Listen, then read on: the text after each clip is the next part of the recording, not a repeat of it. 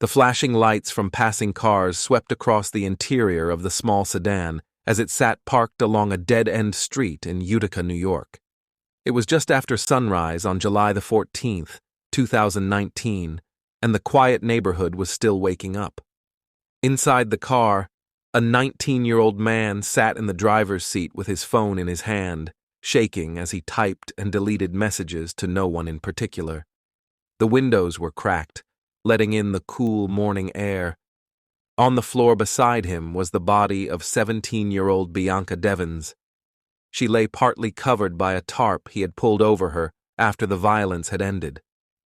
The sound of distant traffic drifted in through the trees, but the inside of the car felt sealed off from the world, a place where time had stopped several hours earlier. Months before that morning, Bianca had become part of an online community of teens who connected through art, gaming, and social media. She was known for her pastel-colored hair, her soft voice, and the mix of confidence and vulnerability she carried into her online presence. She had recently graduated from high school and was planning to start community college in the fall. Her family described her as creative and thoughtful, a girl who struggled with anxiety but found joy in drawing, music, and the friendships she built online. The man who would later take her life, Brandon Clark, had met her through those same online circles. He was 2 years older and presented himself as someone who admired her, supported her, and wanted to be close to her. Their relationship was complicated. Some friends described it as a friendship, others as something Clark hoped would become romantic. Bianca had made it clear to several people that she wasn't interested in a relationship with him, but she continued talking to him in the same way she talked to many people online. To Clark, that blurred boundary became something he could not accept. On the night of July 13th, Bianca and Clark drove from Utica to New York City to attend a concert. Surveillance cameras later showed them getting out of the car together, standing in line, and entering the venue without any visible signs of tension. According to messages Bianca sent to friends, she planned to meet someone else at the show, someone she had been talking to online. Clark saw the interaction at the concert, and the trip home began with unspoken anger building in the car. As they drove north through the darkness, Bianca fell asleep. Her phone rested on her lap, glowing occasionally with notifications from friends who assumed she would respond later. Clark drove in silence, thinking about the evening, replaying every moment that had fed his jealousy. Investigators later concluded that he had already begun forming a plan in his mind, a conclusion fueled by the messages he had drafted in the days leading up to the concert. Each mile back toward Utica felt like a tightening path toward something he refused to step away from. When they reached the quiet street where the car would later be found, Bianca woke up. The argument that followed was pieced together through Clark's later statements. She tried to calm him, tried to explain that the night hadn't meant what he thought it did. Witnesses would never know her exact words, but they knew she tried to defuse him, to keep the situation from escalating. Clark's response was not shaped by what she said. It was shaped by the belief he carried with him, that he had been humiliated, rejected, and owed something he imagined she should have given. The attack began quickly. Bianca had no chance to get out of the car. Clark later described the moment in a statement filled with contradictions, remorse mixed with justification, shock mixed with ownership. What remained consistent was the violence. When it ended, she lay on the floor of the passenger side. Clark's breathing slowed. He looked at her, then at the phone that had helped build the connection he twisted into obsession. Instead of calling for help, he lifted the phone and began taking photographs of her body.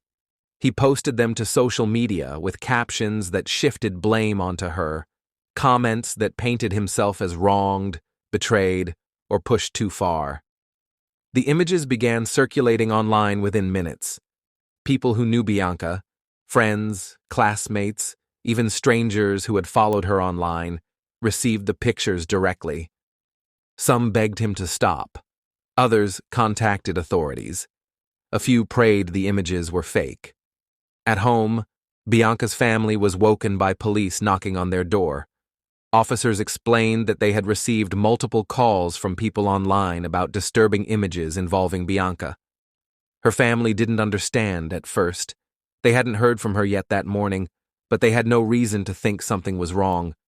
The information from the internet moved faster than confirmation could reach them. Images of their daughter were circulating before police even arrived at the scene. Clark remained with her body long after the attack. He sent more messages, wrote posts that tried to mix apology with self-pity, and eventually turned the knife on himself in what appeared to be a staged suicide attempt. When officers found him, he was lying beside Bianca, bleeding from the neck but conscious. He told them he had killed her because he loved her, a claim that investigators and prosecutors later rejected as a final attempt to control the narrative. He was taken into custody immediately. Bianca was pronounced dead at the scene. The investigation that followed pieced together Clark's digital footprint. Prosecutors found saved drafts, staged photographs, messages to friends, and posts designed to build a story in which he was the victim.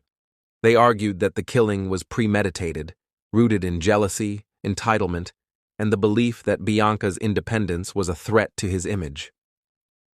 Clark pleaded guilty in early 2020, avoiding a trial that would have required Bianca's family to endure every detail again in public. But the legal case was only part of the harm. Bianca's family faced a second wound that few homicide families ever face at such scale: the ongoing circulation of the crime scene photographs. Strangers reposted them, commented on them, or used them as shock content. Her family fought tirelessly to have the images removed and pushed for legislation requiring social media platforms to respond more aggressively to graphic content. Their efforts helped spark support for Bianca's Law, designed to hold platforms accountable for failing to remove violent imagery. To those who knew her, Bianca was far more than the way her life ended.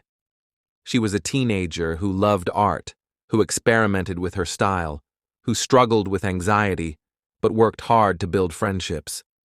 She had been excited about college and the chance to start shaping her adult life.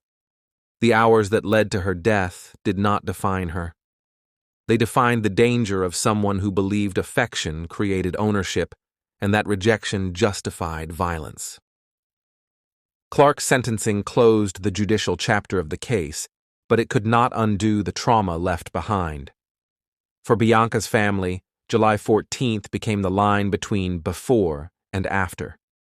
A trip meant to be a simple night out became the moment their world split apart. Her story has since become a warning about online relationships, manipulation, obsessive behavior, and the way violence can be broadcast to an audience that never should have seen it. Bianca Devins was 17 years old. She had people who loved her, plans she hoped to follow, and a future she never had the chance to reach. Thank you for listening to Homicide Files. Subscribe for more true crime stories.